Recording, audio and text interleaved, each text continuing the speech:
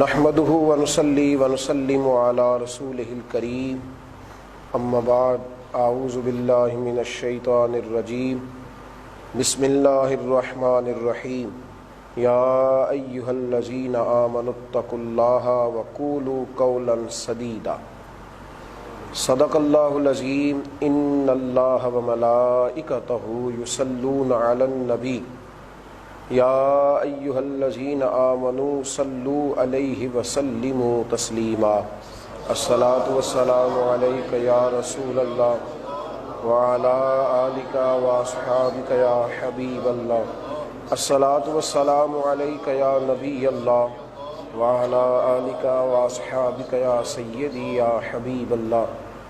حمد و صلوات کے بعد ہمارا سلسلہ گفتگو مومن کی زندگی، اس نشست کا عنوان ہے مومن کی زندگی میں سچائی کی اہمیت۔ قرآن مجید فرقان حمید میں اللہ تبارک و تعالی نے سورہ احزاب میں ارشاد فرمایا یا ایھا الذین آمنوا اتقوا اللہ وقولوا قولا سدیدا، فرمایا اے ایمان والو اللہ سے ڈرتے رہو اور ہمیشہ سچی اور کھری بات کیا کرو، سیدھی بات کرو، سیدھی۔ یا اللہ ملے گا کیا؟ فرمایا یصلح لکم اعمالکم ویغفر لکم ذنوبکم، اللہ کریم تمہارے اعمال کو سنوار دے گا اور تمہارے گناہوں کو معاف فرما دے گا۔ سچائی کی اسلام کے اندر اس قدر زیادہ اہمیت ہے، سچ بولنا، سچی بات کرنا، ہمیشہ کھرے رہنا، مخلص رہنا، اور انسان کا ہر بناوٹ سے، ہر دھوکے سے، ہر فریب سے پاک رہنا، اس کی اتنی زیادہ اہمیت ہے کہ نبی رحمت صلی اللہ علیہ وسلم سے سوال کیا گیا کہ یا رسول اللہ صلی اللہ علیہ وسلم مومن کنجوس ہوتا ہے؟ تو حضور علیہ السلام نے فرمایا ہوتا ہے۔ یا رسول اللہ صلی اللہ علیہ وسلم کیا مومن بزدل بھی ہوتا ہے؟ حضور نے فرمایا ہو جاتا ہے، یہ کمزوری مومن میں آ جاتی ہے۔ عرض کی یا رسول اللہ صلی اللہ تعالی علیہ وسلم کیا مومن جھوٹا بھی ہوتا ہے؟ تو محبوب کریم نے فرمایا مومن میں ساری کمزوریاں ہو سکتی ہیں پر میرا کلمہ پڑھنے والا جھوٹا نہیں ہوا کرتا۔ جھوٹ اور ایمان یہ دو الگ الگ چیزیں۔ جھوٹ کا سہارا لے کر اپنے آپ کو اونچا کرنا، جھوٹ کا سہارا لے کر زندگی گزارنا، جھوٹ کے سہارے رشتوں کو بنانا، جھوٹ کے سہارے زندگی میں اونچا اڑنے کی کوشش کرنا، یہ ناکام لوگوں کا طریقہ ہے۔ بہت اچھا کھانا دیتا ہے خاوند، بڑے اچھے کپڑے لے کر کے دیتا ہے، لیکن اس کی زوجہ کا کہنا ہے کہ یہ جھوٹ بولتا ہے۔ وہ کہتی ہے ساری آسانیوں کے باوجود مجھے اس پر اعتبار نہیں کہ یہ میرے بارے میں جو جملہ کہہ رہا ہے اس میں بھی کوئی سچائی ہے کہ نہیں ہے۔ بڑی خدمت کرتی ہے بیوی، وقت پر کھانا دیتی ہے، کپڑے دھو کر کے دیتی ہے، ہر قسم کے معاملے کے لیے خدمت کے لیے تیار رہتی ہے، لیکن اپنے میکے کے معاملے میں کچھ جھوٹ بولتی ہے، دروغ گوئی کا مظاہرہ کرتی ہے، تو خامند کہتا ہے کہ میرا عدم اعتبار ہو گیا ہے۔ وہ رشتہ کمزور ہو جاتا ہے جس رشتے میں جھوٹ ہوتا ہے، یہ رشتہ کمزور ہو گیا، اعتبار نہیں رہا، رشتہ کمزور ہو گیا۔ ہم جب رشتے بناتے ہیں تو اس میں جھوٹ شامل کرتے ہیں۔ جب کوئی کسی بچی کا رشتہ دیکھنے کے لیے آتا ہے تو انہیں خواب دکھائے جاتے ہیں، گاڑیاں دکھائی جاتی ہیں، گھر دکھائے جاتے ہیں، پڑوسیوں کا فرنیچر لا کے لوگ رکھ لیتے ہیں۔ تو جب رشتے کی بنیاد جھوٹ ہوگی تو کتنی دیر چلے گا؟ رشتے اس وقت تک قائم رہیں گے جب ان سے جھوٹ نکلے گا اور سچائیاں آئیں گی۔ تو جب سچ کے بغیر گھر نہیں چلتا تو سچ کے بغیر دین کیسے چلے گا؟ نبی کریم صلی اللہ تعالی علیہ وآلہ وسلم نے فرمایا یہ سب سے بڑی خیانت ہے، سب سے بڑی۔ حضور فرمانے لگے یہ سب سے بڑی خیانت ہے کہ تو اپنے بھائی کے ساتھ جھوٹ بول رہا ہو اور تیرا بھائی سمجھ رہا ہو کہ تو سچ بول رہا ہے۔ یہ تو نے بہت بڑی خیانت کی، تو نے بہت بڑا دھوکہ دیا، بہت بڑا۔ تو ایک صحابی نے عرض کی یا رسول اللہ صلی اللہ تعالی علیہ وآلہ وسلم پھر ایمان مکمل کب ہوگا؟ محبوب نے فرمایا جب تم مذاق میں بھی اور عام حالات دونوں میں جھوٹ چھوڑ دو گے تو پھر تمہارا ایمان مکمل ہو جائے. یہ بھی نہیں کہہ سکتے کہ میں نے تو وہ مذاق کیا تھا. مذاق کے اندر بھی تمہیں جھوٹ بولنے کی اجازت نہیں. مومن اور سچائی یہ لازم و ملزوم ہے. میرے رسول کریم علیہ السلام رحمت للعالمین بھی ہیں, حضور امام الانبیاء بھی ہیں, سرور کائنات بھی ہیں, مالک و مختار بھی ہیں, اللہ کے حبیب بھی ہیں. یہ ساری شانیں ہیں میرے نبی پاک کی. لیکن قریش مکہ کے اندر, اپنے رشتہ داروں کے اندر, اپنے محلے کے اندر اللہ کے محبوب جس نام سے مشہور تھے وہ صادق اور امین تھا. یہ ساری صفتیں حضور کی موجود ہیں. پر نبی کریم علیہ السلام کے خاندان والے اور حضور صلی اللہ علیہ وسلم کے قبیلے والے جس نام پاک سے حضور کو جانتے تھے وہ نام یہ تھا کہ یہ بڑے سچے ہیں, یہ بڑے کھرے ہیں اپنی باتوں کے. اللہ تعالی ہم سب کو مدینے کی زیارت نصیب کرے. تو نبی پاک علیہ الصلوۃ والسلام کی مسجد نبی میں ریاض الجنہ میں جالیوں پر جو کلمہ شریف لکھا ہے وہ لکھا ہے لا الہ الا اللہ المالک الحق المبین محمد الرسول اللہ صادق الوعد الامین. محمد اللہ کے رسول ہیں جو باتوں کے سچے ہیں اور وعدوں کے پکے ہیں. یہ صادق اور امین ہونا یہ میرے نبی پاک علیہ السلام کی کمال صفت ہے. سچا ہونا, کھرا ہونا, دیانتدار ہونا. جھوٹ کی آمیزش اتنی زیادہ ہو گئی ہے, اتنی زیادہ ہو گئی ہے کہ اب سچا آدمی تلاش کرنا مشکل ہو گیا. لوگوں نے جھوٹ اس تیزی کے ساتھ بولا ہے کہ کوئی سچ بولے بھی تو لوگوں کو یقین نہیں ہوتا, کوئی سچی بات کرے بھی تو سچ کا بھی یقین دلانا پڑتا ہے. میرے نبی کریم علیہ الصلوۃ والسلام نے کیا خوبصورت انداز میں اپنی امت کو بات سمجھائی اور کس انداز میں حضور علیہ الصلوۃ والسلام نے ان چیزوں کی وضاحت فرمائی. حضرت عبد الرحمن بن حارث رضی اللہ تعالیٰ عنہ فرماتے ہیں ہم نبی کریم علیہ السلام کی بارگاہ میں حاضر تھے تو حضور نے پانی منگوایا اور پانی منگوا کے نبی پاک علیہ الصلوۃ والسلام نے وضو کیا. اس میں اپنا دست مبارک ڈبویا, وضو فرمایا. فرماتے ہیں جب وہ پانی بچ گیا نا جس سے نبی پاک صلی اللہ تعالیٰ علیہ وسلم نے وضو کیا تھا تو ہم نے وہ پانی پینا شروع کر دیا. حضور کا بچا ہوا پانی, وضو کا بچا ہوا پانی بطور تبرک پینے لگے. تو حضور نے ہم سے ایک سوال پوچھا. اللہ کے حبیب فرمانے لگے تمہیں کس چیز نے آمادہ کیا ہے یہ کرنے پر کہ تم میرے وضو کا بچا ہوا پانی پینے لگے ہو؟ کیا کیوں شوق ہوا؟ تو ہم نے عرض کی یا رسول اللہ ہمیں آپ سے محبت بڑی ہے. وہ جو آپ کی محبت ہے نا اس نے شوق دلایا ہے کہ جس پانی میں آپ نے ہاتھ ڈبوئے ہیں وہ پی جائیں. تو کہتے ہیں نبی کریم علیہ الصلوۃ والسلام نے جب یہ بات سنی تو فرمایا واقعی مجھ سے محبت کرتے ہو؟ عرض کی حضور کرتے ہیں. تو فرمایا پھر 3 باتوں کا خیال رکھنا.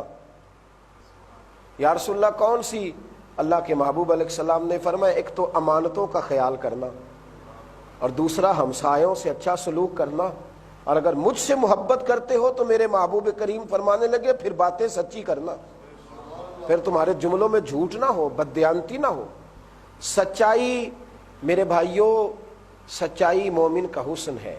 مومن سچا ہوتا ہے, مومن کھرا ہوتا ہے, مومن سچ بولتا ہے. اور میرے رب کریم نے حکم دیا ہے کہ یا ایھا الذین آمنوا اتقوا اللہ وکونوا مع الصادقین, اے ایمان والو اللہ سے ڈرو اور سچوں کے ساتھ رہا کرو. یعنی خود بھی سچے بنو اور تمہارے دوست بھی سچے ہونے چاہیے. سچائیوں کے ساتھ زندگی گزاریں. یہ ملاوٹیں ہیں, باتوں میں بھی ملاوٹیں ہیں, رشتوں میں بھی دھوکہ ہے, فریب ہے, فراڈ ہے. اور لوگ جھوٹ اس تیزی کے ساتھ بولتے ہیں. بڑے بڑے لیڈر, بڑے بڑے لوگ, بہت بڑا لیڈر تقریر کر رہا ہے اور اس کے نعرے لوگ لگا رہے ہیں اور اس کی تعریفیں لوگ کر رہے ہیں اور اس کے جلسے میں لوگ آئے ہوئے ہیں اور لوگوں نے اس کے نام کا اور تصویر والا سٹیکر یہاں لگایا ہوا ہے.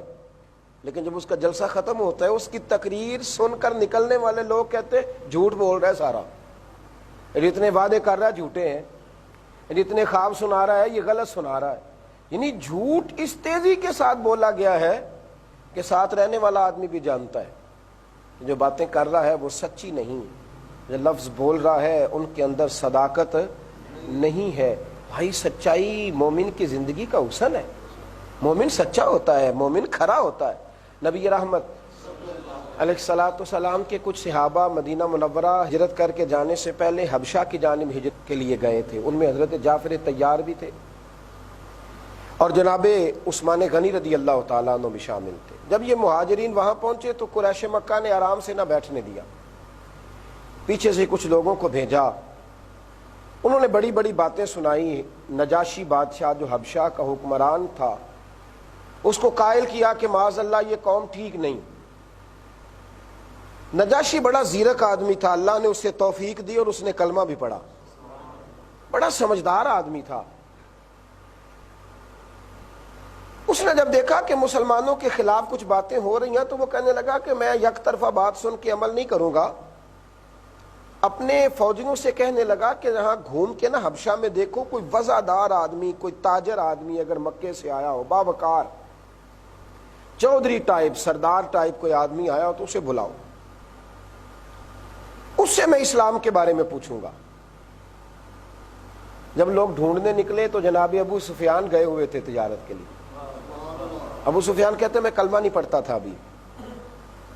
مجھے وہ پکڑ کر کے تو لے گئے نجاشی کے دربار میں. نجاشی نے مجھ سے دین اسلام کے بارے میں سوالات پوچھے تو چونکہ میں مخالف تھا میں نے اپنے لفظوں میں جواب دیے. جب آپ کسی کے مخالف ہوتے ہیں تو اس کی خوبیاں بھی خامیاں نظر آتی ہیں. کہتے میں نے اپنے لفظوں میں ترتیب دیا. میں نے کہا کہ نبی پاک علیہ السلام نے تو معاذ اللہ لوگوں کو بتایا ہے کہ تمہارے باپ دادا غلط تھے, بتوں کو پوچھتے تھے, انہوں نے تو گھروں میں لڑائیاں پیدا کر دی ہیں. ایک بھائی کا اور مذہب ہے, دوسرے کو انہوں نے کلمہ پڑھا دیا, تقسیم کرا دیا, ہمارے بتوں کو برا کہتے. کہتے جتنا زہر میں اگل سکتا تھا اسلام کے خلاف میں نے اگلا, جو میں کہہ سکتا تھا میں نے اسے دین کے خلاف باتیں کی. کہتے ساری باتوں کے اینڈ پہ نجاشی بادشاہ مجھ سے کہنے لگا ابو سفیان ایک بات بتاؤ, محمد ابن عبداللہ صلی اللہ علیہ وسلم نے کبھی جھوٹ بھی بولا ہے؟ کبھی جھوٹ بھی بولا ہے؟ ابو سفیان کہتے ہیں کہ میں ایک دفعہ میرا دل کیا کہ کہہ دوں معاذ اللہ بولا ہے. پھر میں نے سوچا کہ میں اگر لوگوں سے کہوں گا وہ جادوگر ہیں تو شاید لوگ مان جائیں. اگر میں کہوں گا معاذ اللہ وہ شاعر ہے تو ہو سکتا ہے کچھ ذہن تسلیم کر جائے. لیکن ان کا سچا ہونا, امانت دار ہونا تو اتنا معروف ہے, اگر میں نے یہاں کہہ بھی دیا کہ انہوں نے معاذ اللہ جھوٹ بولا ہے تو یہ تو کوئی مانے گا ہی نہیں. یہ تو بات سرے سے غلط ہوگی, کوئی تسلیم ہی نہیں کرے. میں سوچ رہا تھا کہ اس نے پھر پوچھا, کہنے لگا بتاتے کیوں نہیں, کیا محمد ابن عبداللہ صلی اللہ علیہ وسلم نے کبھی جھوٹ بھی بولا ہے؟ ابو سفیان کہتے ہیں میں نے کہا سنو, وہ میرے بھتیجے لگتے ہیں رشتے میں, میرے سامنے پیدا ہوئے, میرے سامنے جوان ہوئے, ان کی کن پٹیوں پہ سفید بال میری آنکھوں کے سامنے آئے ہیں. میری مخالفت بڑی سخت ہے, پر یہ بات سچی ہے کہ اس محبوب کی زبان سے جب بھی لفظ نکلے حق اور سچ ہی نکلے. ان کی زبان سے کبھی غلط جملہ نہیں نکلا, سچ بولتے ہیں, صداقت سے بات کرتے ہیں, غلط بات کبھی نہیں کی انہوں نے. کہتے جب میں نے یہ جواب دیا نا تو نجاشی بادشاہ نے اپنا رومال اٹھا کے کندھے پہ رکھا, اٹھ کے چلنے لگا. میں نے اس کی طرف دیکھا تو اس نے ریزلٹ اناؤنس کیا, کہنے لگا ابو سفیان تم کہتے ہو نا کبھی انہوں نے جھوٹ نہیں بولا, تو جس نے بندوں کے ساتھ کبھی جھوٹ نہیں بولا وہ رب کریم کے بارے میں جھوٹ کیوں بولے گا کہ میں اللہ کا رسول بن کے آیا ہوں, یہ جھوٹ وہ کیوں بولے گا. مان لو کہ اگر وہ حبیب سچے ہیں تو ان کی باتیں بھی سچی ہیں, ان کا دین بھی سچا ہے, ان کا مذہب بھی سچا ہے. سچائی ایک حسن ہے, سچائی ایک وقار ہے. دیکھیں نا اللہ کے حبیب علیہ الصلوۃ والسلام نے نا فطرت کے قریب باتیں کی, فطرت کے قریب, خلاف فطرت نہیں, فطرت کے قریب حضور نے گفتگو کی. نبی پاک علیہ السلام فرمانے لگے جھوٹ بولنے سے تمہارا مال بک جائے گا.